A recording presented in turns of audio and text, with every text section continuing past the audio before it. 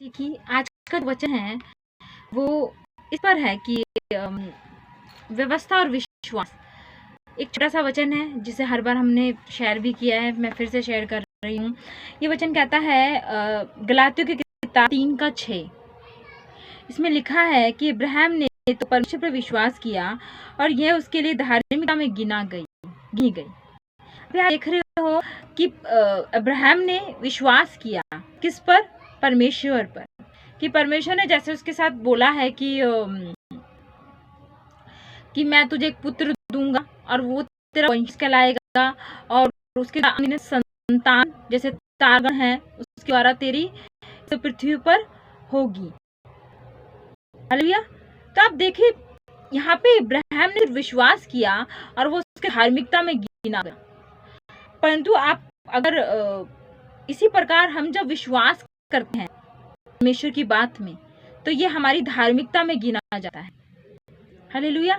पर अगर आप इब्राहिम की स्टोरी पे जाएंगे, इसकी विषय में पढ़ेंगे तो वहां लिखा है उसके बाद ऐसा हुआ कि कुछ समय बीत गए जब परमेश्वर ने इब्राहिम से बात किया और हम देखते हैं जब इसे परमेश्वर की बात सुनी तब विश्वास किया तो धार्मिकता में गिना गया। परंतु जब उस पर चलने की और उस पर चलने की बात आई तब हम देखते हैं इब्राहिम गिर गया। अगर आप पुराने नियम में इसको पढ़ें तो लिखा है वहां पर कि इब्राहिम ने सारा की दासी हाजरिया करके थी दासी, उससे उसने एक पुत्र उत्पन्न किया जिससे परमेश्वर नाखुश हुआ। और हम देखते हैं कि परमेश्वर की प्रतिज्ञा उसके ऊपर पूरी होने वाली थी वो डिले होती है और वो 14 वर्ष तक परमेश्वर से बात नहीं करता। अब देखिए जब हम परमेश्वर की बातों को सुनते हैं और प्रभु की उपस्थिति में जाते हैं या प्रभु के मिनिस्ट्री में चर्चेस में जाते हैं, वहां जब परमेश्वर का दास परमेश्वर की ओर से हमारे लिए कुछ आवाज करता है, हमारे लिए बोलता है। जैसे कि मुझे किसी से था और उसने बोला कि ये परमेश्वर ने ये बातें मुझसे कही एक व्यक्ति के द्वारा, मेरी भविष्यवाणी की पूरी नहीं हुई है, उसका मैं आंसर दे रही हूँ आज के वचन के द्वारा। ये वचन बताता है कि हम पर परमेश्वर की प्रतिज्ञाएं या परमेश्वर की ब्लेसिंग या भविष्यवाणी जो हमारे लिए की जाती है प्रभु के ओर से, पुरपेट से या परमेश्वर के किसी दास के द्वारा अगर मैं पूरी नहीं हुई, अगर व्यक्ति आत्मिक है और उसने प्रभु की ओर से की है तो वो हम पर पूरी नहीं हुई, उसका एक कारण ये भी होता है या वो व्यक्ति आत्मिक नहीं था या आप परमेश्वर सहित परमेश्वर की प्रदर्शनी और उपस्थिति में नहीं चले, जिस तरीके से अब्राहम नहीं चला था। अब्राहम ने क्या किया, वहां पर परमेश्वर कहा कि परमेश्वर सारा और अब्राहम को पुत्र उत्पन्न करते क्योंकि वो उसकी लीगल वाइफ थी और ये डिसीजन भी इब्राहिम का था कि वो अपनी पत्नी को अपने साथ रखे। परमेश्वर ने उसे उसके साथ जोड़ दिया था कि एक जगह हम पढ़ते हैं तो वहां पे परमेश्वर ने इब्राहिम से कहा था कि अपनी कुटुंबियों को, अपने परिवार को छोड़कर निकला। पर तो उसने क्या किया, उस अपने भतीजे को और अपनी एक पत्नी को, उसका नाम सारा था, उसे अपने साथ ले आया। प्रभु ने एक्सेप्ट किया।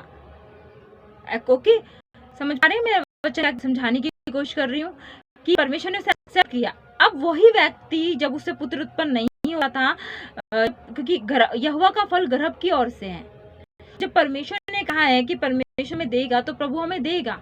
हमें प्रतीक्षा करनी चाहिए कि परमेश्वर वो हमारे लिए कब करेगा। कई बार परमेश्वर हमारे विश्वास को परखते हैं, उसमें वो खड़े नहीं उतरते कई लोग, और हम देखते जब उसने विश्वास किया तो वो उसके धार्मिकता में गिना गया। परंतु जब उसने एक स्टेप उठाया जो परमेश्वर की ओर से सही नहीं था तब परमेश्वर ने उसे 14 वर्ष बात नहीं की। इसी प्रकार कई बार कई लोग हमारे विषय में भविष्यवाणियां करते हैं, बहुत सारी बातें हमारे लिए बताते हैं, परंतु वो डिले होती है सिर्फ हमारी वजह से। अगर वो बातें परमेश्वर की ओर से हमारे लिए है और हम पर नहीं हो रही है तो वो हमारी वजह से डिले हुई है, ना कि किसी व्यक्ति की वजह से डिले हुई है। क्यों? कि जैसे इब्राहिम ने अपने तरीके से उस आशीष को पाने की कोशिश की, उसी प्रकार कई बार उन भविष्यवाणियों को, उन प्रतिज्ञाओं परमेश्वर जो हमारे विषय में करता है, उन्हें हम अपनी सामर्थ्य में, अपनी शारीरिक ताकत में पाने की कोशिश करते हैं और प्रभु की उपस्थिति से और प्रभु की उन आशीषों से हट जाते हैं। इसी प्रकार अब्राहम ने भी किया और हाजिर का पुत्र उत्पन्न किया, जो परमेश्वर ने कहा। परमेश्वर से बाद में सारा को उससे जलन हुई और सारा ने प्रार्थना की, और हम देखते हैं उस हाजिरिका को और उसके पुत्र को परमेश्वर ने जंगल में छुड़वा दिया। परंतु प्रभु ने कहा कि इसके द्वारा एक और जाति परमेश्वर बनाएंगे। प्रभु ने उसे छोड़ा नहीं, परंतु प्रतिज्ञा की संतान और ब्लेसिंग की संतान और आशीष की संतान नहीं ठहराया। और परमेश्वर ने सारा को ही पुत्र दिया, और सारा के द्वारा वो प्रतिज्ञा जो परमेश्वर ने कही थी उसी के द्वारा पूरी हुई। तो प्रभु अपने डिसीजंस को कभी नहीं बदलता। हम लोग सही आत्मा में, सही तरीके से, सही प्रभु की मर्जी से नहीं करते और अपनी सामर्थ्य से उस चीज़ों को हासिल करने की कोशिश करते हैं, और हमें लगता है और हम उसे पा भी लेंगे। हमें ये याद रखना चाहिए कि परमेश्वर ने हमारा निर्माण किया है, हमने परमेश्वर को नहीं बनाया। और अगर हम मसीह में आने के बाद ऐसे ही चाल चलन करते हैं तो अपनी आशीषों से, अपनी ब्लेसिंग से, अपनी प्रतिज्ञाओं से और अपने विषय में जो भविष्यवाणी होती है उससे दूर चले जाते हैं। प्रभु की भविष्यवाणी, प्रभु की प्रतिज्ञा, प्रभु की आशीष झूठी नहीं है। परंतु हम अगर सही आत्मा में न लगे, सही आत्मा में हमें चाल चलन न चले, प्रभु के अनुसार अपना जीवन ना रखें, तो उन आशीषों से, उन ब्लेसिंग कारों से हम दूर हो जाते हैं और वहां पर हम स्ट्रगल करते हैं। संसारिक स्ट्रगल हमारा ऊपर होता है, हमें मुसीबतों का सामना करना पड़ता है, क्योंकि वहाँ प्रभु का अनुग्रह और प्रभु की दया नहीं होती, क्योंकि हमने ये डिसीजन लिया कि हमें परमेश्वर की जरूरत नहीं है शरीर के द्वारा। अगर हम मन से कहें हाँ हम प्रभु के साथ हैं, परंतु हम प्रभु के अनुसार चलते नहीं हैं, तो हम झूठे हैं। ये प्रभु का वचन यूहन्ना साफ कहता है। और अगर हम उसकी आज्ञाओं को ना माने, उसकी आज्ञा को पे ना चले, तो हम झूठे हैं। इसलिए जब हम विश्वास करते हैं कि हम विश्वास करें तो कभी करें, और जो प्रभु हमें आज्ञा देता है जिस आत्मा में चलने के लिए, जहाँ पे प्रभु ने ठहराया है, वहाँ पे उसी तरीके से चलें जिस तरीके से प्रभु हमें चलाना और सिखाना चाहता है। तो हमारा जो परमेश्वर की प्रतिज्ञा है, ब्लेसिंग है, सही समय में सही कटनी को काटेंगे। प्रभु का वचन कहता है सही समय में सही कटनी को काटें। कहीं ऐसा ना हो कि हम उस कटनी को, उस खेत को खराब कर दें विलंबता के कारण, और प्रभु वहां पर किसी और को ठहरा दे कि तू हट और तू काट और तू खा और तू खिला। याद रखिए परमेश्वर ऐसा करता है। कुछ लोग पूछते हैं कि प्रभु के अभिषेक वरदान हटते हैं। हाँ, हटते हैं। प्रभु कई बार आपकी कॉलिंग से आपको हटाता है। जब आप सही आत्मा में नहीं चलेंगे, आप प्रभु की आज्ञाओं को नहीं मानेंगे, आप प्रभु के एक दास हैं, आप कलीसिया में बहुत सारी भेड़ों को गिरा रहे हैं, आप गलत प्रचार कर रहे हैं, आप प्रभु की मान नहीं रहे हैं। एक समय आएगा जैसे परमेश्वर ने शाऊल को हटाया और दाऊद को खड़ा किया, वैसे हर एक अगुवे परमेश्वर में सही आत्मा में नहीं चल रहे, सही प्रचार नहीं कर रहे, सही प्रभु की सुनते नहीं हैं, अपने जीवन की भी अगुवाइयों को नहीं मान रहे, चाहे वो उनके विवाह के बारे में है, चाहे उनके परिवार के बारे में है, चाहे कलीसिया के बारे में है, और संसार की लोगों की बातों पर आकर डिसीजन लेते हैं, संसारिक डिसीजन लेते हैं। एक आत्मिक दास, एक परमेश्वर का दास अगर आत्मिक डिसीजन नहीं लेता, संसारिक डिसीजन लेता है, तो परमेश्वर 100% उसको गिराएगा।